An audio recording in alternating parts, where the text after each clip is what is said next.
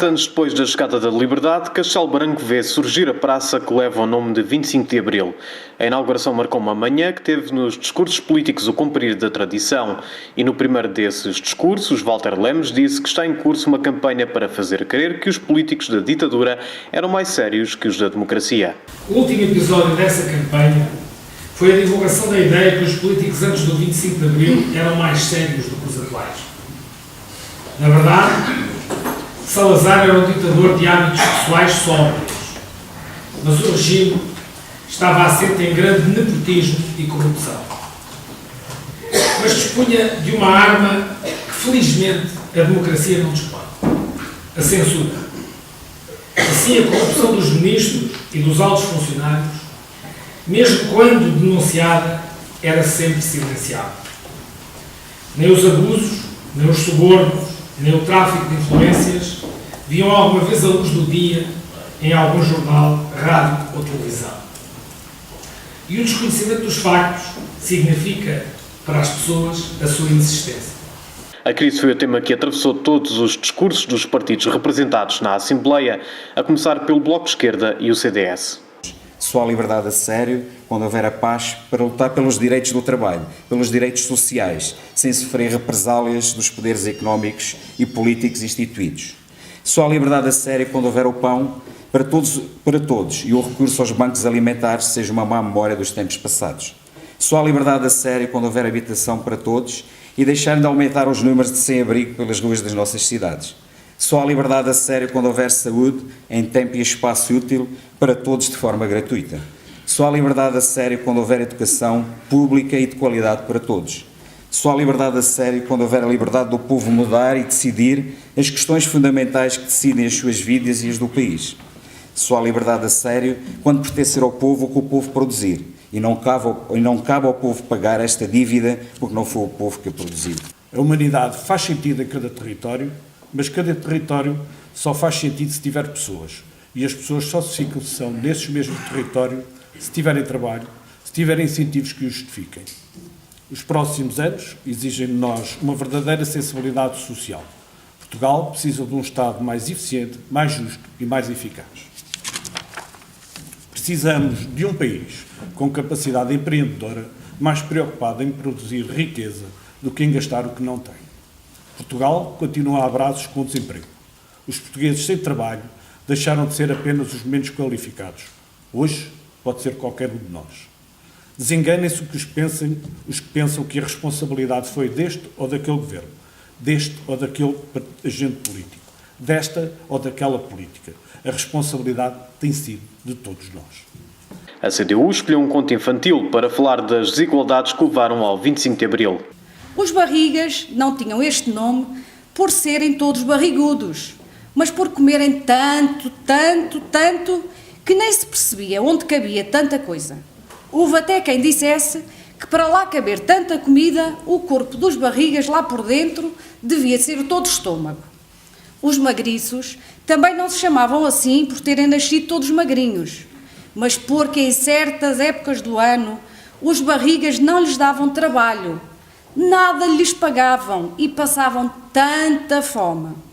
E então sim, ficavam tão magrinhos, só pele e osso, magrinhos como carapaus secos. Este conto, desta singeleza, foi escrito para crianças, estando o Álvaro Cunhal já doente e quase sem visão.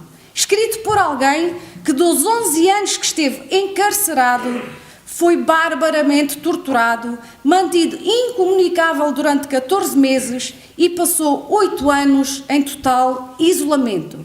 Falar do 25 de Abril, sem falar de Álvaro Cunhal e dos comunistas, sem fazer uma justa homenagem à heroica luta e resistência antifascista dos meus camaradas, seria para mim impensável. Não vos parece? Numa sessão em que o governo foi o principal alvo, a defesa ficou a cargo do PSD e deu polémica. O descontrole da dívida soberana, do déficit público e o consequente e insuportável aumento dos juros que o Estado português se viu obrigado a ter de pagar para se poder financiar nos mercados internacionais levou a que se recorresse à intervenção externa por parte do FMU e do Fundo Europeu de Estabilização Financeira. Daí para cá, tem sido o PSD e o governo liderado pelo Dr. Pedro Passos Coelho que, a duras penas, têm tentado recuperar a credibilidade. Se os senhores precisam de respirar um bocadinho, eu suspendo, eu interrompo. Álvaro Batista esperou e continuou. E aí para cá, tem sido o PSD e o governo liderado pelo Dr. Pedro Passos Coelho que, a duras penas, tem tentado recuperar a credibilidade e a economia do país, vendo-se para tal forçada a impor severos sacrifícios aos portugueses.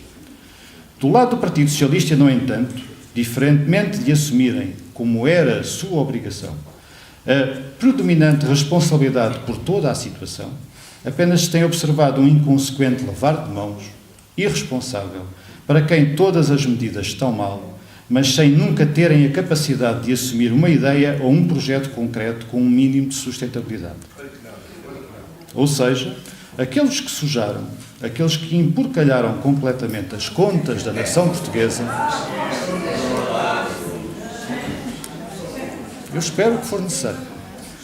Hoje comemoram-se 40 anos da conquista da liberdade.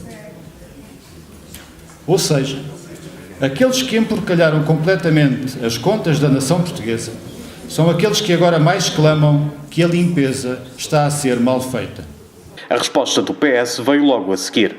A crise económica que atravessa a Europa e que sentimos profundamente em Portugal tem múltiplas causas, quer externas, quer internas, mas deve muito à forma como, por opção, o Governo entendeu aplicar o memorando da Troika que está a corroer a sociedade portuguesa e a provocar sinais preocupantes de instabilidade. As opções políticas do Governo são difíceis de entender e não têm produzido os efeitos desejados. Os portugueses comuns têm dificuldade em entender porque é que o Governo considera os funcionários públicos, os pensionistas e os reformados como os culpados da crise e os trata como inimigos. Também não entende porque é que é necessário empobrecer ainda mais os portugueses para combater o déficit, se isso destrói milhares de postos de trabalho e a pequena indústria e não produz qualquer riqueza. Não entende também porque se obrigam a emigrar os jovens qualificados e não se lhes oferece nenhuma possibilidade de contribuírem para o desenvolvimento do país. Será que cortar nos rendimentos dos trabalhadores, reformados e pensionistas, em vez de fazer as reformas estruturais necessárias e cortar nos desperdícios do Estado, resolve algum problema do país? No primeiro discurso do 25 de Abril como Presidente da Câmara Municipal, Luís Correia disse que o poder local é um dos sucessos da democracia, mas que está a ser atacado.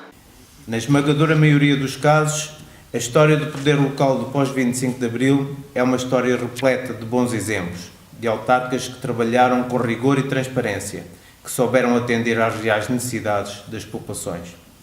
Também por isso é difícil perceber e aceitar a forma como atualmente é tratado o poder local. Já não se trata apenas do Estado exigir mais responsabilidades às autarquias, ou mesmo tempo que diminui as transferências de verbas. Nos últimos tempos, assistimos também a um relacionamento inconcebível da administração central para com as autarquias. E não atender aos compromissos com as autarquias é negar Abril. É o caso, apenas a título de exemplo, do setor dos resíduos. Os municípios aceitaram transferir competências para empresas públicas constituídas pelo Estado em parceria com as autarquias, na convicção de que, tratando-se de um serviço básico, seria mantido na esfera da administração pública. Mas somos agora surpreendidos pela privatização do sistema. Desvaloriza-se desta forma o setor público, que neste caso até é considerado eficiente, rentável e com resultados muito positivos. Uma desvalorização incompreensível, com desrespeito para com os municípios e com desrespeito para com os princípios orientadores que presidiram à criação das empresas. Paralelamente, a nova legislação ameaça comprometer, se não mesmo paralisar, o funcionamento do setor público, impedindo-o de cumprir com maior eficiência as suas competências e de atingir os seus objetivos. Bem sei que há exemplos negativos, mas esses casos não se resolvem com medidas gerais que atrofiam o poder local e mesmo a administração pública em geral.